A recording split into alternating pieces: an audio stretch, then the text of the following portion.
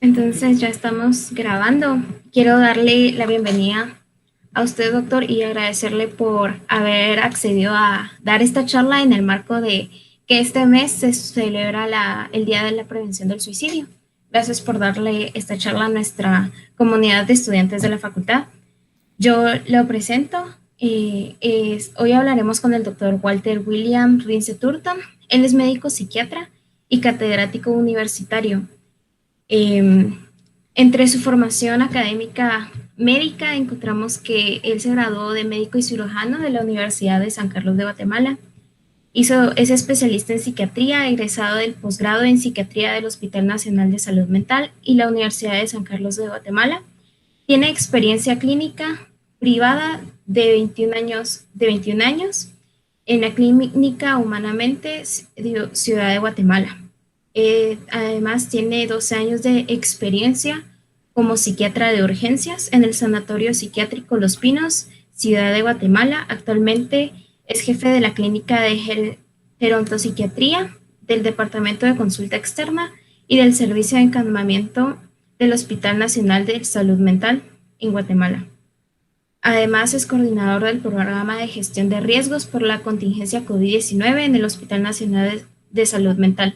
Es profesor asociado del grupo del posgrado de psiquiatría de la Universidad de San Carlos y el Hospital Nacional de Salud Mental.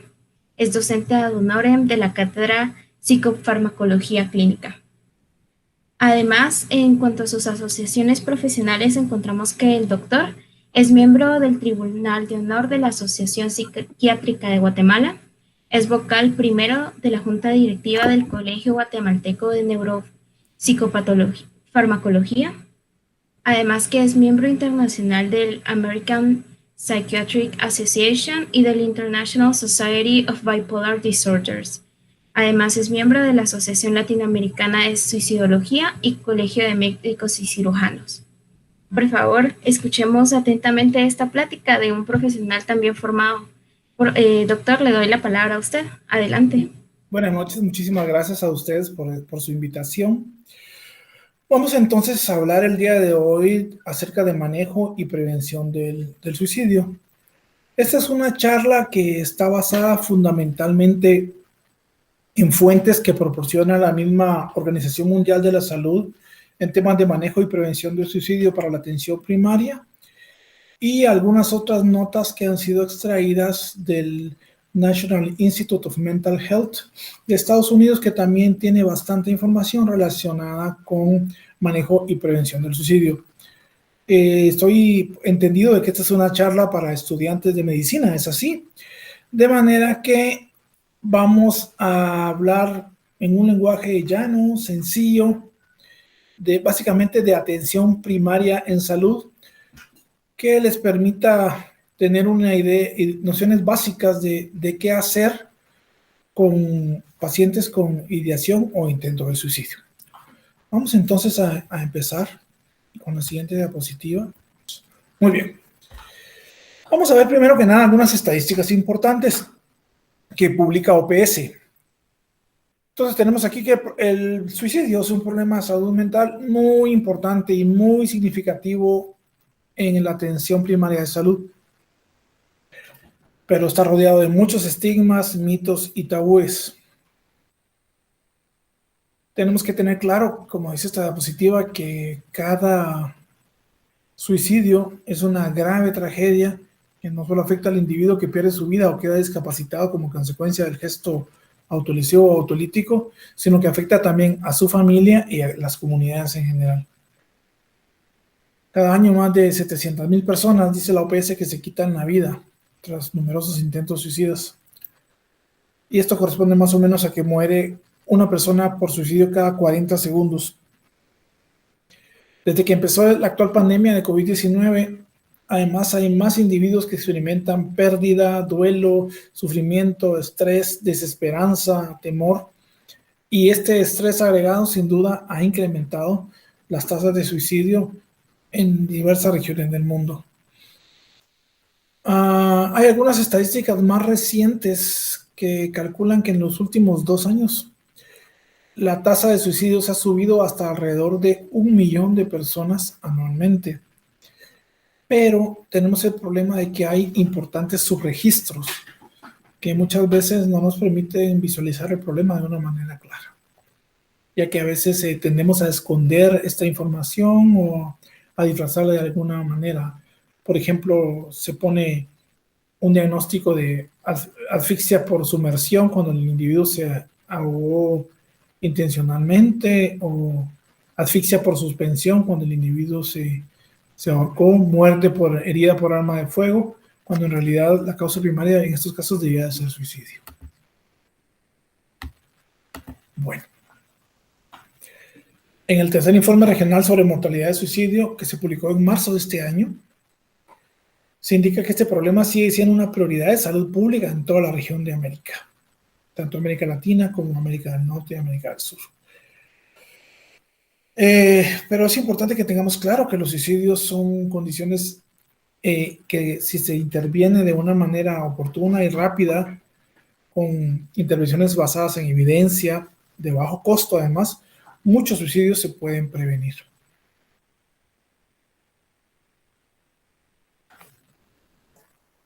A ver.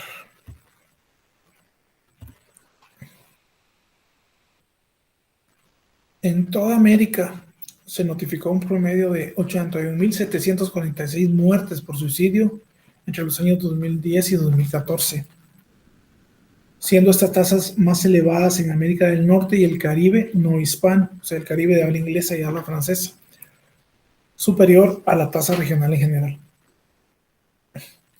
Alrededor del 79% de los suicidios en la región, como en otras regiones del mundo, suceden en varones, y la tasa de suicidio ajustada por edad entre los varones es más de 3 veces superior a la de las mujeres.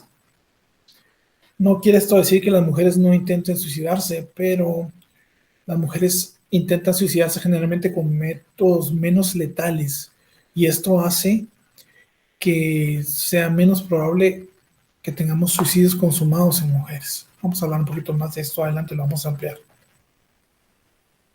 En los jóvenes entre 20 a 24 años, el suicidio constituye la tercera causa de muerte en América. Entre las personas de 45 a 59 años tiene la tasa de suicidio más alta en toda la región y seguida por los de 70 o más. En Estados Unidos, esto sustraído del National Institute of Mental Health, en el año 2019, el suicidio fue la 10ª causa principal de muerte en todos Estados Unidos, cobrando la vida a más de 47.500 personas. Y como dice esta diapositiva, muchas veces el suicidio se puede prevenir. Lo importante es saber las señales de advertencia del suicidio y la manera de obtener ayuda para salvar vidas.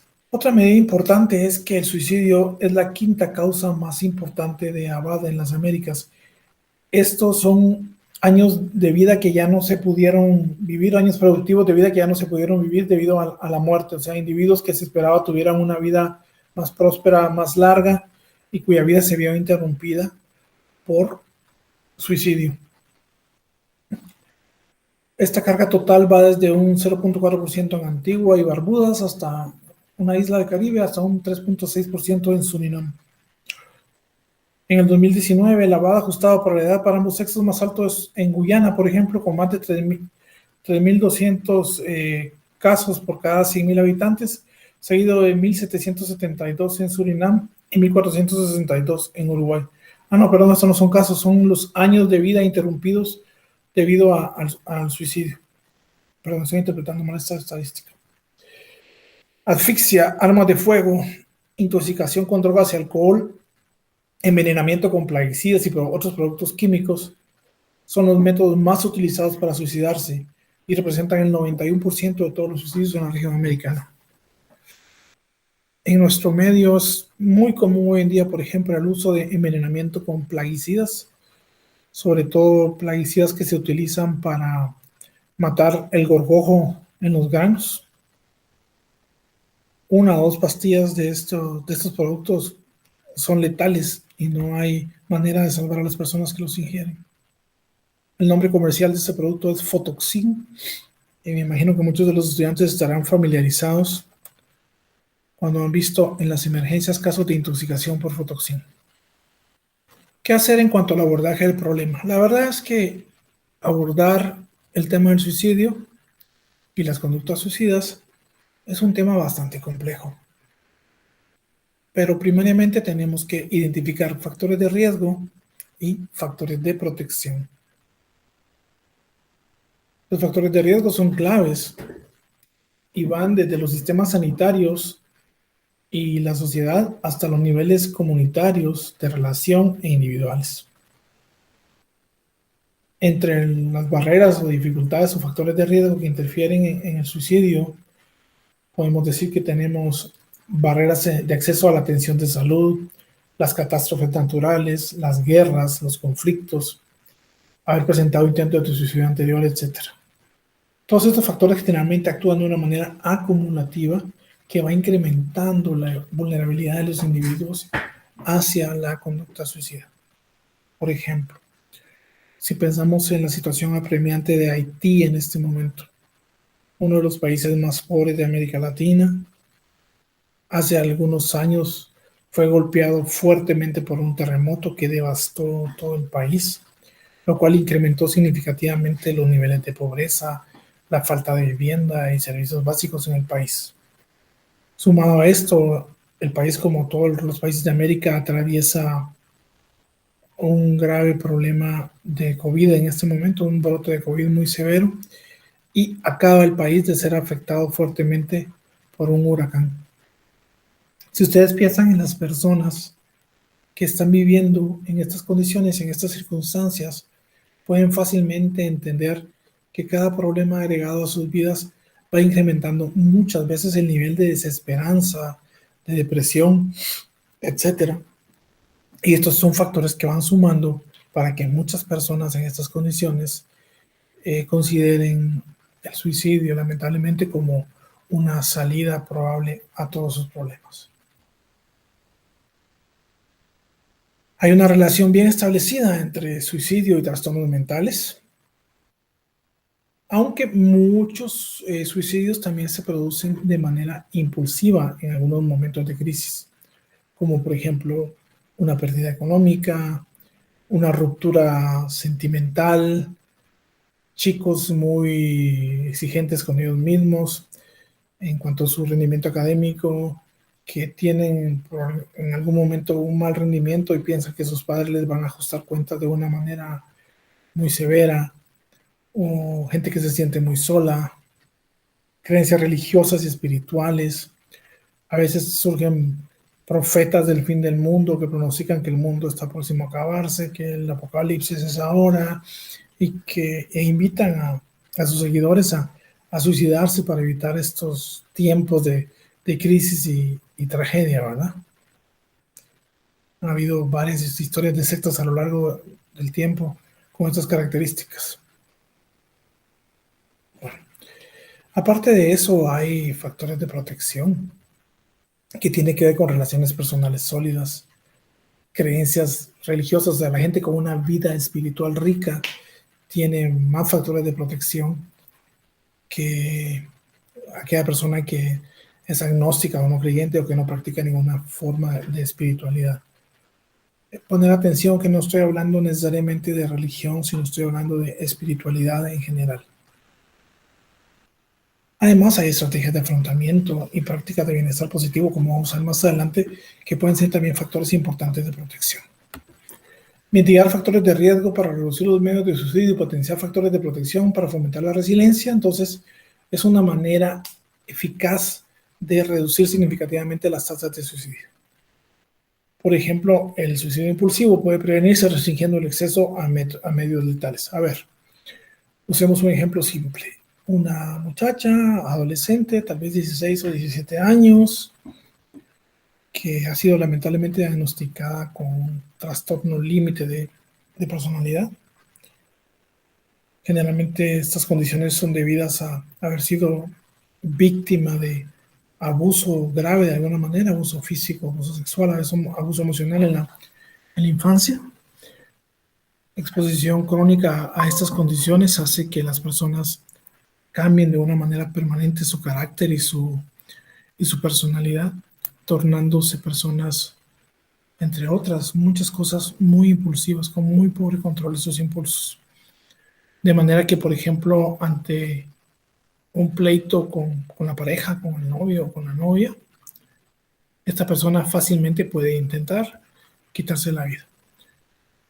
Pero si ya tenemos el diagnóstico las, de esta persona y sabemos que tiene esa tendencia de actuar impulsivamente con gestos autolíticos, podemos modular o moderar su entorno, su medio ambiente, por ejemplo, poniendo rejas a las ventanas para que no intente saltar, quitando los cuchillos, quitando los medicamentos de los que pueda llegar a abusar y cosas por el estilo.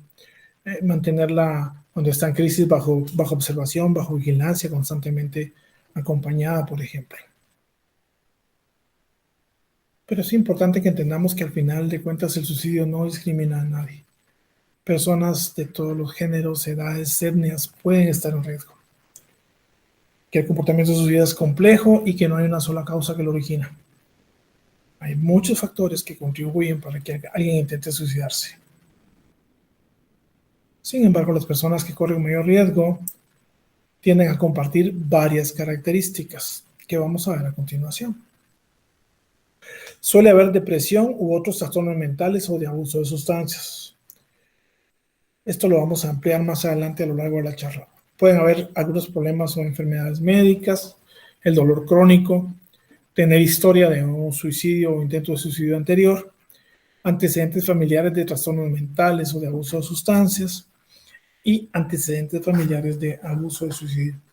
Cuando en la historia familiar hay un familiar que ha intentado suicidarse, el riesgo de que la persona también pueda cometer un gesto suicida aumenta hasta un 40% por encima de la población general.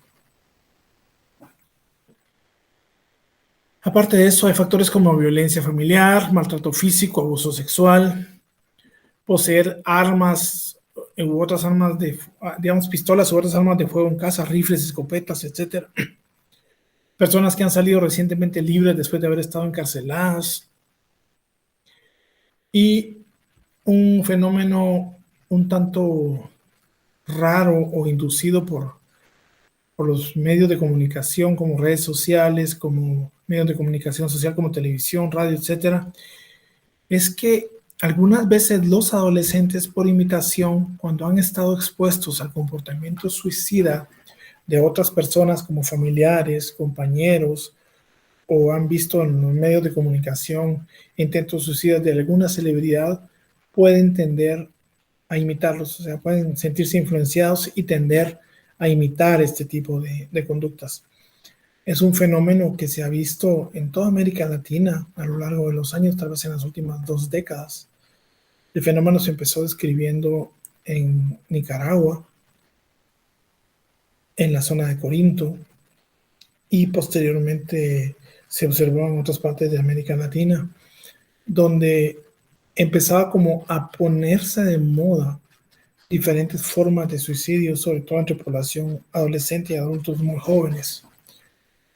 Por ejemplo, el caso de Nicaragua fue precisamente con estas pastillas para matar gorgojos, el famoso Fotoxin, y hubo una serie de 7 chicas, todas estaban relacionadas o porque eran familiares o porque estudiaban juntas, en una corta temporada, en cosa de 3 o 4 meses, intentaron suicidarse una tras otra y una tras otra.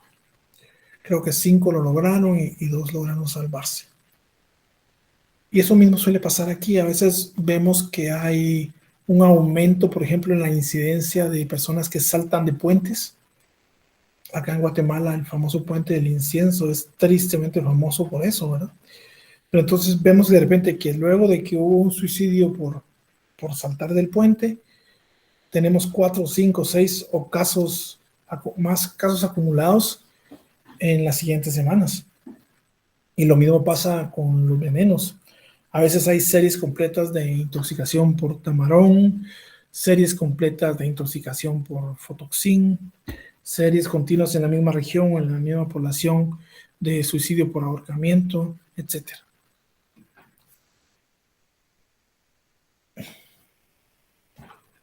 Generalmente hay que entender a los pensamientos y las acciones suicidas como una señal de angustia extrema, no como un intento inofensivo de llamar la atención, y no se debe nunca de ignorar. Esta es una premisa fundamental, que un intento suicida siempre debe de ser tomado en serio, aun y cuando las ganancias secundarias del sujeto sean obvias.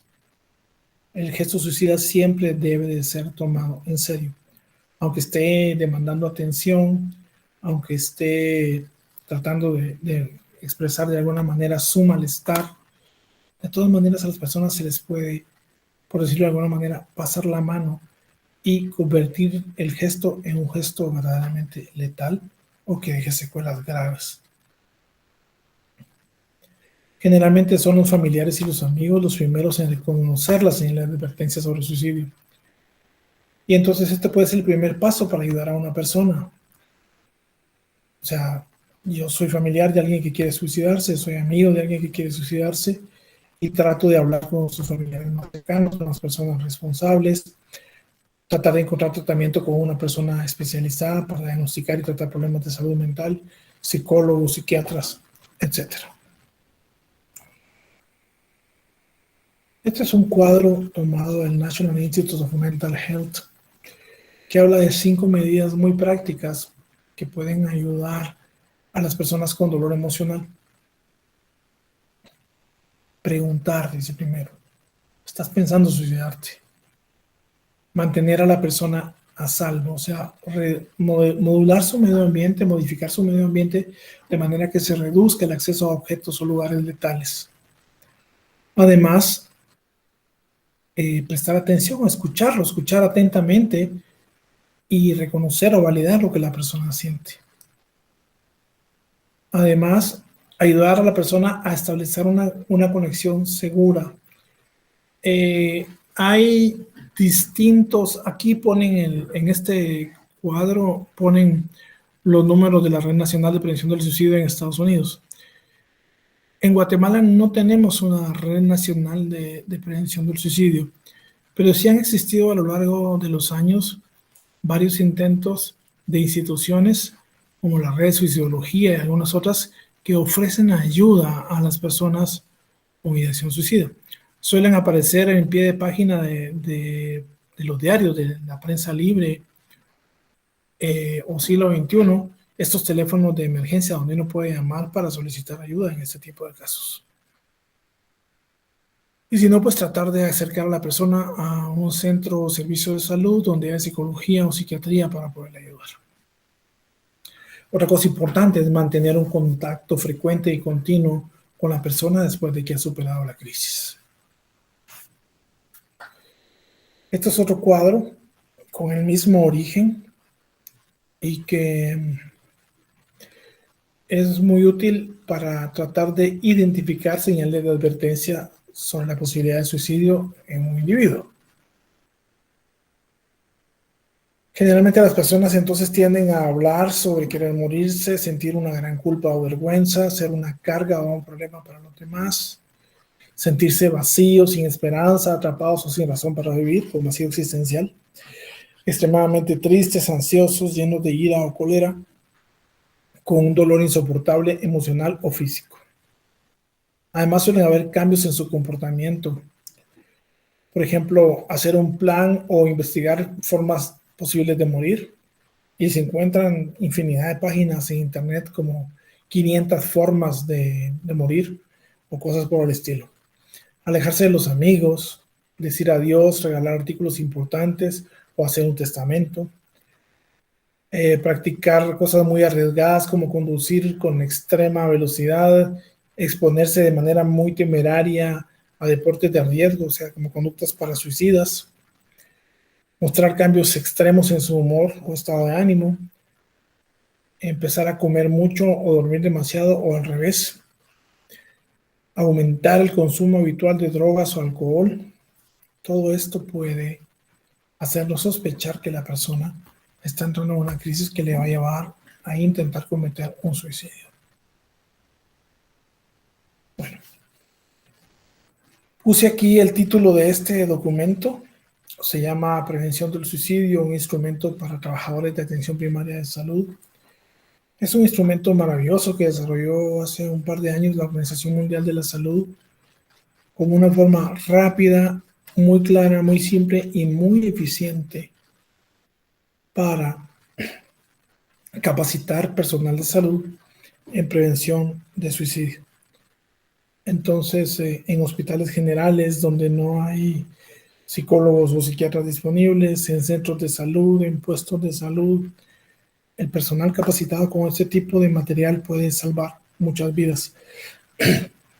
La parte de la presentación que vamos a ver a continuación está extraída en su mayoría de este documento.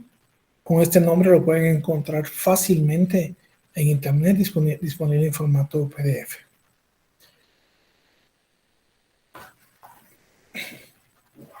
Entonces vamos a hablar primero un poquito de suicidio y trastornos mentales.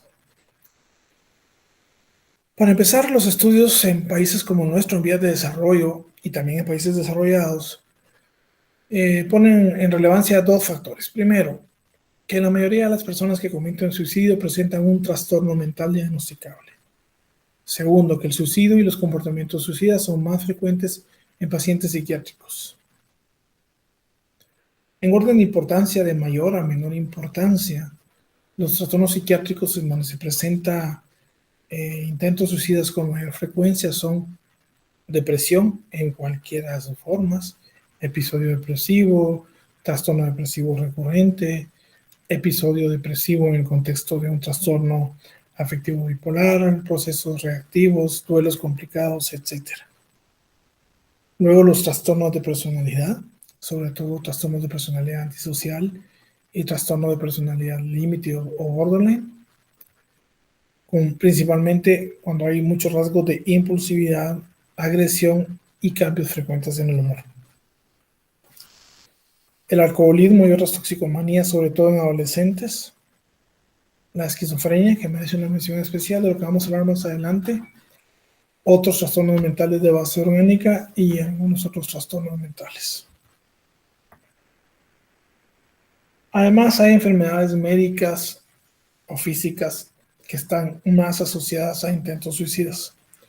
Pacientes epilépticos con epilepsia tónico-clónica generalizada, crónica de difícil control, pacientes que padecen alguna forma de cáncer, pacientes con VIH-Sida, pacientes diabéticos crónicos, pacientes con esclerosis múltiple, pacientes renales y pacientes con insuficiencia hepática crónica y algunos otros procesos gastrointestinales, pancreatitis graves, etc. Pacientes con trastornos óseos y articulares asociados a dolor crónico, enfermedades cardiovasculares y neurovasculares, eventos cerebrovasculares, etc. Perdón. Acá estamos. Pacientes con algunas formas de trastornos sexuales, personas que tienen dificultad para caminar, ver y oír, también con un riesgo. Y el riesgo de suicidio aumenta mucho cuando hay síndrome doloroso de difícil control. Hay una serie de factores sociodemográficos y medioambientales que están asociados al suicidio. Más varones que mujeres cometen suicidio, pero más mujeres intentan suicidarse. Esto es lo que comentaba al inicio de la charla, referente a que las mujeres intentan suicidarse tal vez el doble que los varones, pero los métodos que utilizan no suelen ser tan letales como los que utilizan los varones. Para que nos entendamos, algunas veces las mujeres, por ejemplo, toman pastillas que encuentran en casa, digamos, medicamentos accesibles fácilmente en la farmacia, analgésicos sobre todo, benzodiazepinas. Otras veces producen cortes para desangrarse, aunque los cortes no siempre son para desangrarse, dependiendo de la profundidad de los mismos. Algunas veces se apuñalan en el abdomen con objetos punzocortantes, pero suelen ser métodos que dan más posibilidad de rescate. En cambio, los varones tienden a intentar suicidarse con venenos fuertes, como pastillas para tratar los ojos y otro tipo de pesticidas como tamarón, etc. o bien intentan suicidarse con armas de fuego, con armas blancas, o por suspensión, por ahorcamiento. Noten en esta diapositiva que los dos extremos de la vida son las edades en las cuales existe mayor riesgo de suicidio. En la gente joven entre 15 y 35 años y en la gente vieja de más de 75 años es donde se presentan las tasas de mortalidad más altas por suicidio. Las personas que están solas por divorcio, viudez o simplemente porque no tienen una pareja corren un mayor riesgo que las casadas o que viven acompañadas. O sea, en general las personas solas son más vulnerables. Y hay ciertas profesiones que también están más asociadas a intentos suicidas. Nosotros los médicos tenemos muchos riesgos, de manera particular algunas especialidades, cirugía, anestesia y paradójicamente psiquiatría son algunas de las especialidades médicas donde se presentan las tasas de suicidio más elevadas. También se ha visto en otras profesiones como veterinaria, químicos farmacéuticos y granjeros cuando tienen situaciones de quiebra en sus propiedades, que las tasas de suicidio se encuentran por encima del promedio. También se ha visto que la pérdida del empleo está asociada con suicidio. No el hecho del estatus de persona desempleada, sino es el hecho de haber perdido mi trabajo. También aquellas personas que aumentan su estrés por haberse mudado de un área rural a un área urbana o a un país, a una región diferente, sufriendo un proceso de transculturización, son mucho más vulnerables al comportamiento suicida. Sabemos por los distintos estudios que se han hecho a lo largo del tiempo que las personas que cometen suicidio suelen haber experimentado acontecimientos estresantes significativos en los 3 meses previos al suicidio, como problemas de tipo interpersonal, relaciones de pareja, de familia, amigos, amantes, etc. Rechazo por separación de la familia y amigos, por ejemplo, pérdidas significativas, por ejemplo, financieras, de seres amados, de mascotas, problemas laborales y financieros, ¿verdad? Pérdida del trabajo, retiro o jubilación, dificultades financieras, cambios en la sociedad, por ejemplo, cambios políticos y económicos, golpes de Estado, guerras, invasiones, etc. Otros acontecimientos estresantes muy significativos en algunas culturas pueden ser la vergüenza, por ejemplo, y el temor a ser encontrado culpable. En las culturas asiáticas, este tema del honor y la vergüenza son muy significativos.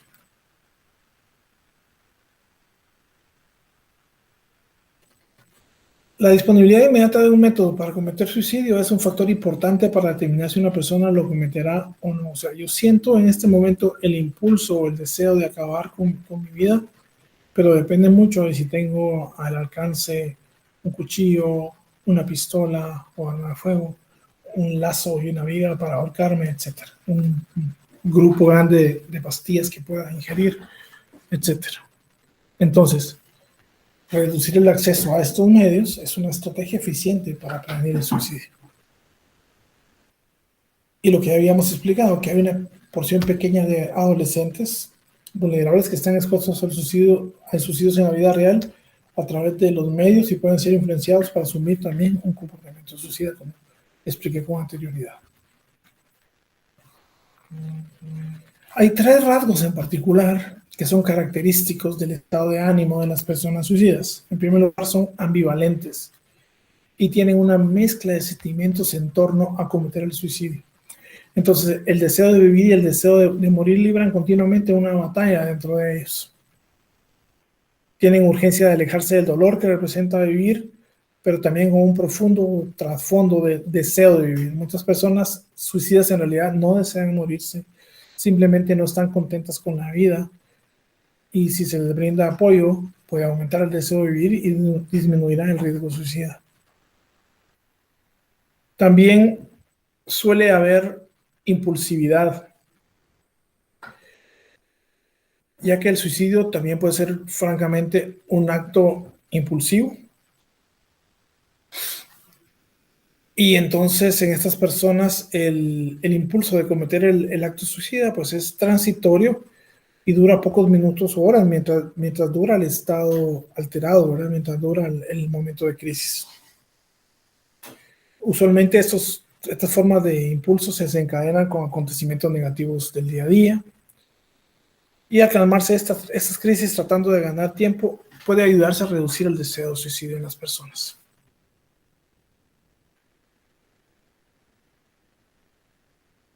Además de la ambivalencia y la impulsividad, las personas suicidas suelen tener pensamientos, sentimientos y acciones que son muy rígidas. Piensan de manera constante en la muerte como la única posible salida a sus problemas y alivio a su sufrimiento. Esta diapositiva es muy importante. La mayoría de los suicidas comunican sus pensamientos e intenciones suicidas. Suelen lanzar señales, hacer comentarios sobre querer morir o sentirse inútiles y demás. Todas estas solicitudes de ayuda no deben de ser ignoradas. ¿Cómo puedo tender la mano? ¿Cómo puedo ayudar a una persona suicida en un ambiente, digamos, de atención primaria? Es frecuente que las personas digan estoy cansado de la vida, no existe razón para vivir, y a veces se les ignora o se les dan ejemplos de otras personas que han estado en peores dificultades. Y la verdad, ninguna de estas respuestas ayuda a una persona suicida. El contacto inicial que se le brinda a la persona suicida es muy importante. Suelen llegar a una clínica llena de gente, o a una casa o a un sitio público donde es difícil mantener una conversación privada. Entonces, el primer paso es conseguir un sitio adecuado donde pueda mantenerse una conversación tranquila con privacidad. No podemos empezar a gritar en medio de un corredor, usted se quiere matar, ¿verdad? Luego, el siguiente paso es asignar el tiempo necesario para la persona con ideación suicida. Las personas suicidas a menudo necesitan más tiempo para desahogarse y se debe estar mentalmente preparado para brindarles este tiempo. La tarea más importante es escucharles de manera muy atenta.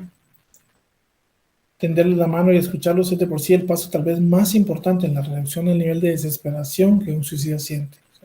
Transmitirle la confianza de que aquí hay alguien dispuesto a apoyarte, a escucharte, a ayudarte, que no te juzga, que no te critica, que no emite juicios de valor. ¿Cómo comunicarnos de manera apropiada con las personas suicidas? Es muy importante cerrar la brecha creada por la falta de confianza, por la desesperación y por la pérdida de la esperanza o desesperanza. Y poder brindarle a estas personas la esperanza de que las cosas pueden cambiar para mejor. Hay que escuchar atentamente, permanecer calmado, tratando de entender los sentimientos de la persona de manera empática. Transmitir mensajes no verbales de aceptación y respeto, como gestos, movimientos afirmativos de la cabeza, etc. Expresar respeto por las opiniones y valores de las personas. Hablar de manera honesta y genuina. Demostrar interés, preocupación y calidez.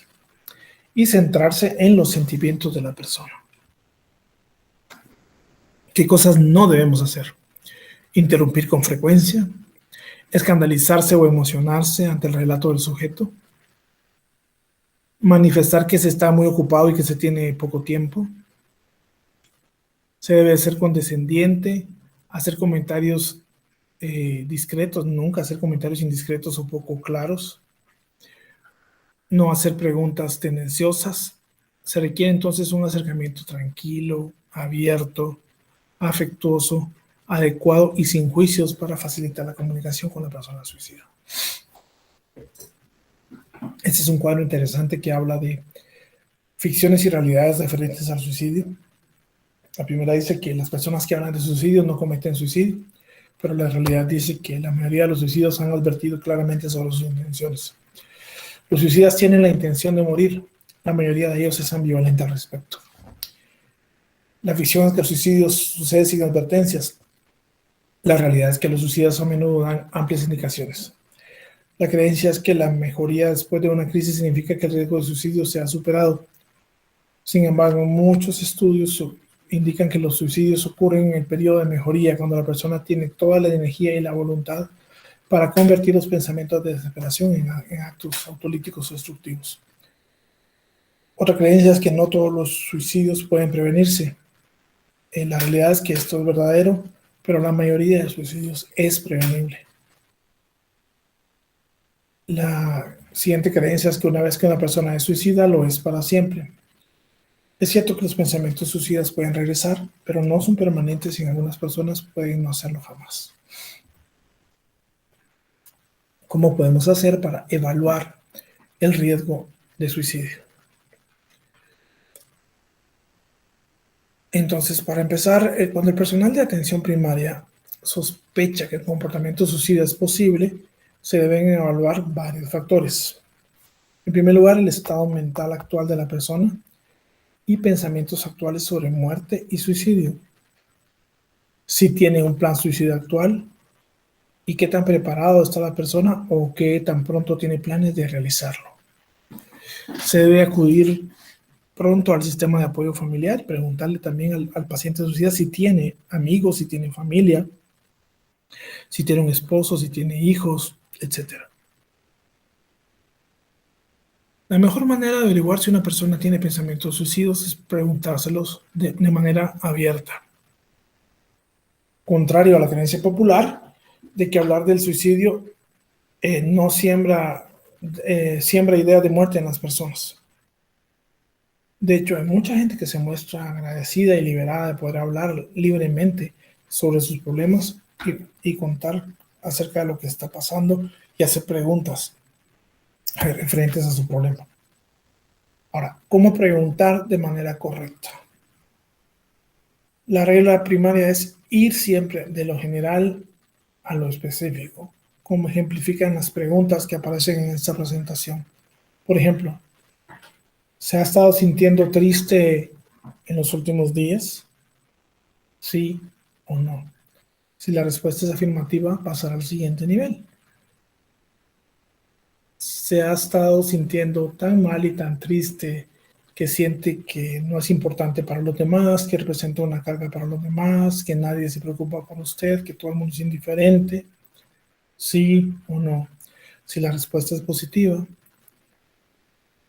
pasará a un nivel más profundo. Por ejemplo, a veces siente que su vida no tiene sentido o que su vida no vale la pena. Si la respuesta es positiva, ¿en algún momento ha pensado o se le ha ocurrido que sería mejor morir o dejar de existir? Si la respuesta es positiva, ¿ha pensado o ha intentado en algún momento hacerse daño de alguna manera? Si la respuesta es positiva, ¿ha pensado cómo quitarse la vida? O sea, empezar a investigar sobre el método escogido. ¿Y ha hecho algo al respecto? Por ejemplo, sí, doctor, ya compré el lazo con el que me voy a ahorcar y tengo vista la viga, ya me asesoré de que la viga va a aguantar el peso de mi cuerpo. Y tengo pensado que voy a hacerlo el día domingo, que voy a estar solo y no va a haber nadie en la casa. Entonces, si se dan cuenta, fuimos aumentando la profundidad o la intensidad en las preguntas hacia lo que queremos investigar, pero empezamos por ver primero si hay tristeza, desesperanza, luego falta de deseos por vivir, luego pensamientos de muerte, pensamientos suicidas, intención suicida, planificación suicida. Todo esto nos va conduciendo a entender cuál es el nivel de riesgo que esta persona presenta. Ahora, ¿cuándo es el momento correcto para preguntar? Cuando hemos logrado establecer un nivel de comunicación, de rapport, de empatía con la persona y la persona se logra sentir comprendida. Cuando la persona ya está cómoda hablando acerca de sus sentimientos y cuando la persona puede empezar a hablar acerca de sus sentimientos negativos, de soledad, de impotencia, etc. Para indagar si la persona tiene un plan definitivo para cometer suicidio, se pueden plantear preguntas como las siguientes. ¿Ha hecho planes para terminar con su vida? ¿Tiene idea de cómo va a hacerlo? Para indagar si la persona cuenta con los medios o el método para realizar el suicidio, tiene píldoras, tiene revólver, tiene insecticidas u otros medios. Están a su alcance o a su entera disposición. Y para indagar si la persona se ha fijado un plazo, ha decidido cuándo planea terminar con su vida, cuándo planea hacerlo, cómo planea hacerlo. Bueno, ¿cuál es el tipo de manejo que debemos brindar a un paciente suicida? Pues va a depender del nivel de riesgo, si es un riesgo bajo, si es un riesgo intermedio o un riesgo grave. Las personas que tienen bajo riesgo son aquellas que han tenido algunos pensamientos suicidas, como no puedo seguir adelante, desearía estar muerto, pero que no tienen ningún plan suicida específico o no ha hecho alguna acción necesaria. A estas personas hay que ofrecerles apoyo emocional, trabajar a través de los sentimientos suicidas. Entre más abiertamente se hable de una pérdida de aislamiento, de falta de valor, etcétera, menor será la confusión emocional. Cuando la confusión ceda, cuando el paciente esté más tranquilo y menos confuso, va a tender generalmente a ser más reflexivo. Y esto es crucial, ya que nadie, excepto el propio individuo, puede revocar la decisión de morir y tomarla de vivir. Hay que tratar de centrarse en las fortalezas positivas de la persona, haciéndole hablar sobre cómo los problemas anteriores han sido resueltos en recurrir al suicidio, cuando se pueda remitir a la persona a un profesional de la salud mental y reunirse a intervalos regulares con el individuo, mantener un contacto frecuente y cercano. En las personas que tienen un riesgo moderado o mediano de suicidio, generalmente hay pensamientos y planes suicidas, pero no planes inmediatos de cometer el suicidio. A estas personas hay que ofrecerles apoyo emocional también, trabajar a través de sentimientos suicidas y centrarse en las fortalezas positivas. Pero además de estos pasos que ya realizamos con los pacientes de riesgo bajo, es importante concentrarse en las siguientes fases. En primer lugar, usar la ambivalencia. O sea, el trabajador de salud debe concentrarse en la ambivalencia sentida por el suicida, de manera que se fortalezca gradualmente el deseo de vivir y el individuo pueda darse cuenta de que solo está viendo el punto negro sobre la hoja y que hay muchas cosas buenas en su vida que son capaces de brindarle placer, gratificación y bienestar. Además, hay que explorar alternativas al suicidio. Entonces, el trabajador de salud puede tratar de explorar diferentes alternativas al suicidio, aunque no parezcan ser soluciones ideales, con la esperanza de que la persona considere al menos una de ellas. Tratar de hacer un pacto o un contrato terapéutico, donde se hace prometer a la persona que no cometerá suicidio sin antes haber contactado al personal de atención médica o al personal de salud, por lo menos por un periodo específico de tiempo. Por ejemplo, puedes prometerme que durante el siguiente mes o durante las siguientes 2 semanas, si piensas nuevamente en hacerte daño y sientes mucho deseo de hacerte daño, antes de intentar hacer ninguna cosa, ¿vas a comunicarte conmigo? Esa podría ser la forma de plantear una pregunta. Por supuesto, hay que remitir a la persona al psiquiatra, psicólogo, orientador o médico disponible y concertar una cita lo más pronto posible. Tratar de establecer contacto con las redes de apoyo del paciente, familia, amigos, colegas y conseguir apoyo de los mismos. Bueno, aparte de esto, hay personas que tienen un alto riesgo de suicidio. Esta gente ya tiene un plan definido, tiene los medios al alcance para hacerlo y planea hacerlo de manera inmediata. Hay que acompañar a la persona, nunca dejarla sola, hablar tranquilamente con la persona, tratar de quitarle los métodos letales que tiene al alcance, como píldoras, cuchillos, cristales, ventanas, armas, venenos, medicamentos, etc. O sea, alejar los medios del suicidio. Hay que tratar de establecer un contrato terapéutico también con esta persona y entrar de manera urgente en contacto con un profesional de la salud mental, de preferencia un psiquiatra, llamar a una ambulancia y hacer los arreglos necesarios para una hospitalización. La ideación suicida grave, siempre con riesgo alto de suicidio, debe siempre de ser manejada en un contexto hospitalario especializado, o sea, en una unidad u hospital psiquiátrico. No debe intentar manejarse en otro lugar. Bueno, Por último, hay una serie de formas importantes de tratamiento de las cuales no vamos a entrar en detalles profundos, sino a hablar de una manera general, pero ya que esta charla está dirigida a estudiantes de medicina, es importante que tengan estas nociones básicas que les permitan poder buscar los recursos y las herramientas para ayudar a los pacientes suicidas. Por ejemplo, existen diversas escalas que se llaman escalas de riesgo y rescate y que nos permiten de una manera rápida, son pruebas de tamizaje, que nos permiten establecer la gravedad, por ejemplo, de un gesto suicida. Entonces, cuando llega, digamos, una persona a la emergencia del servicio médico, hospital, centro de salud, puesto, lo que sea, y ha tenido un gesto letal como tomar pastillas, cortarse, etcétera, nosotros podemos tratar de establecer las características de ese gesto en cuanto a dos variables: posibilidad de riesgo y posibilidad de rescate. Por ejemplo, digamos que yo tengo, como psiquiatra, tengo una paciente suicida que me llama para decirme que se tomó un frasco de pastillas para dormir, un frasco de clonazepam, digamos.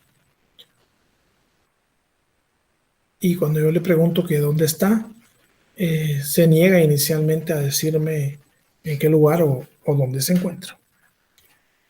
Finalmente, con un poquito de paciencia, logro convencer a la paciente de que me diga dónde está y me indica que se encuentra parqueada justo enfrente de mi clínica. Entonces, si analizamos las posibilidades de riesgo-rescate de este gesto suicida, podemos ver que la letalidad del gesto no era muy alta. O sea, tomar benzodiazepinas da mucho sueño, pero es poco probable que mate a la persona. Y aquí la posibilidad de rescate era muy alta, porque esta persona llamó para decir que se había envenenado y además se cercioró de estar cerca del lugar donde se le podría brindar ayuda de inmediato. Caso contrario, este es un paciente que días atrás habló de la necesidad de acabar con su vida porque siente que su vida no tiene sentido y que no vale la pena, y solo dice que ya tomó una determinación y que lo va a cometer y que no quiere ayuda. Días después pasa a un servicio agroveterinario, a una tienda agroveterinaria, compra 4 pastillas de Fotoxin, pasa a la cantina, compra un octavo de alcohol y luego se dirige con los artículos que compró a un hotel, entra al hotel, se encierra, no le avisa a nadie y se toma el veneno y se toma el alcohol. Aquí, cuando aplicamos la escala de riesgo-rescate, nos podemos dar cuenta de que la posibilidad de rescate era nula. No le avisó a nadie, nadie sabía dónde estaba ni qué estaba pasando. Probablemente este individuo va a ser reencontrado a las 24 o 48 horas después muerto dentro de la habitación del hotel, o ya en estado de descomposición, etc.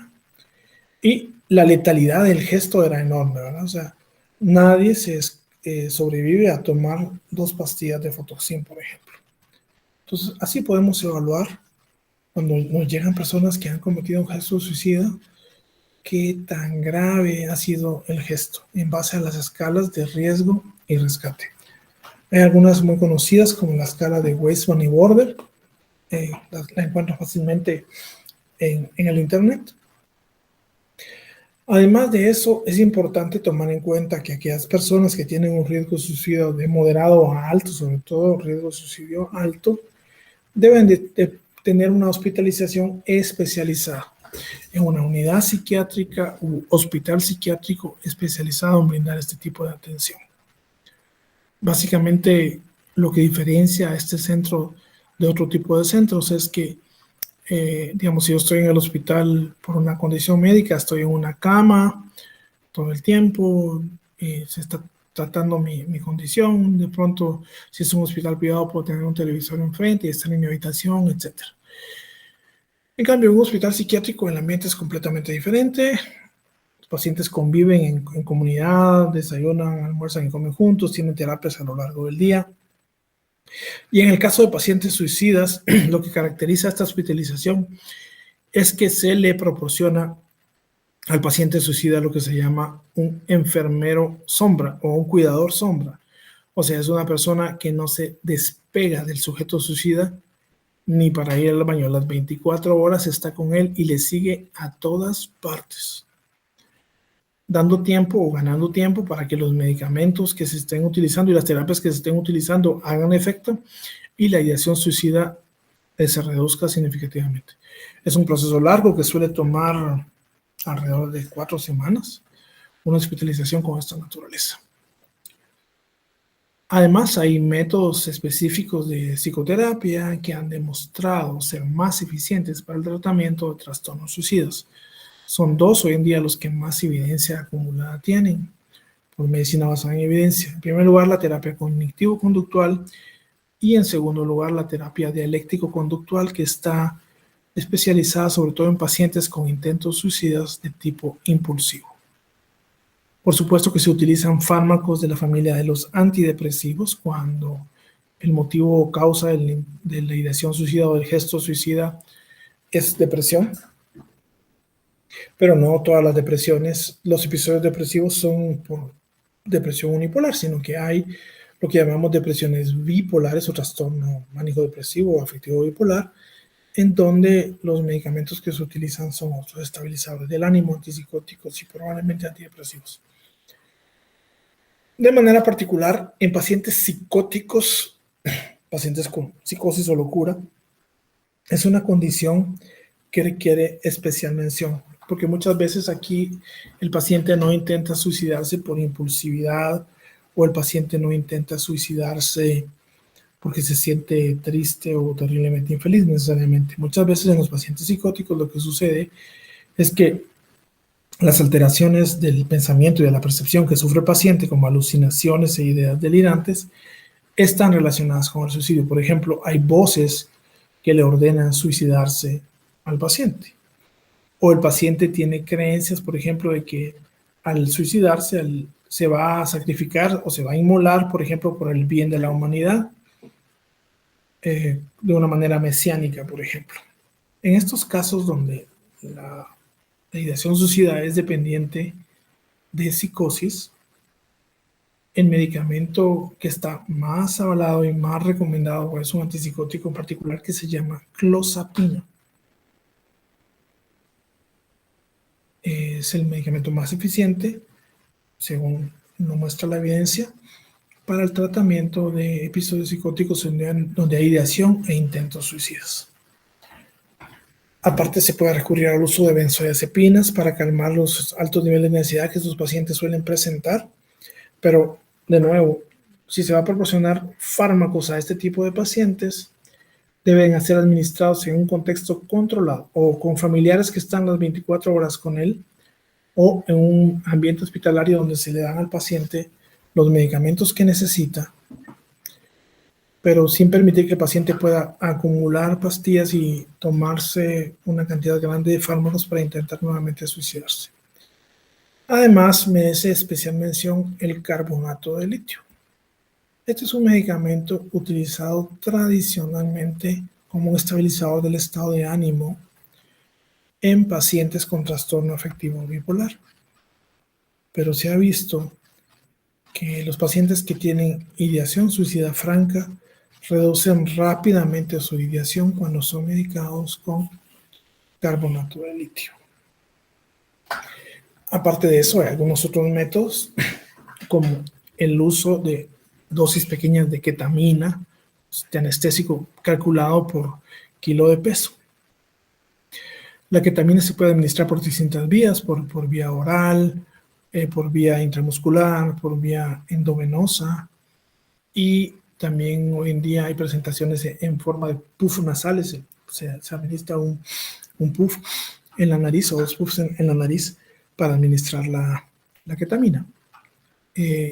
Esto se ha visto que tiene una rápida mejoría del estado anímico y de la ideación suicida en pacientes con ideación suicida franca. Entonces, aunque no sea una cura definitiva en ese momento tal vez de la depresión o de los problemas del paciente, alivia el sentimiento de tristeza, de desesperanza y alivia rápidamente la ideación suicida. Entonces, hoy en día está muy indicado y se utiliza ampliamente, está muy difundido el uso de ketamina en el tratamiento de ideación e intentos de suicidio, sobre todo de tipo depresivo. Por último, en aquellos pacientes que tienen una ideación suicida franca, persistente y que no cede a cualquiera de los tratamientos convencionales descritos con anterioridad, puede también utilizarse la llamada terapia electroconvulsiva, TEC por sus siglas en español o ECT por sus siglas, ST por sus siglas en inglés, como un método altamente eficiente para reducir prontamente la ideación suicida en pacientes con ideación suicida franca y resistentes a un tratamiento convencional. Y bueno, este es el final de la charla.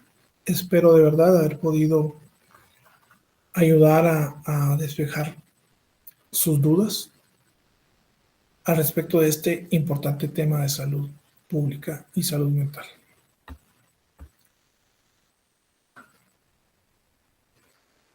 Muchísimas gracias, doctor.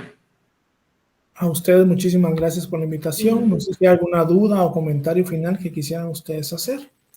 dudas no hay, pero como comentario final quiero decirle, doctor, que su charla fue muy, muy buena, realmente nos ayudó un montón entender desde el punto de vista clínico y médico este trastorno y este problema que es el suicidio. Realmente le agradecemos mucho y en lo personal no había tenido una charla así durante mi periodo de estar en la universidad y espero que también le sirva mucho a mis compañeros.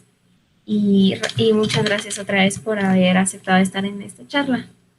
Bueno, a ti, Karina, y a tus compañeros, muchísimas gracias por esta oportunidad y entonces estamos siempre a las órdenes.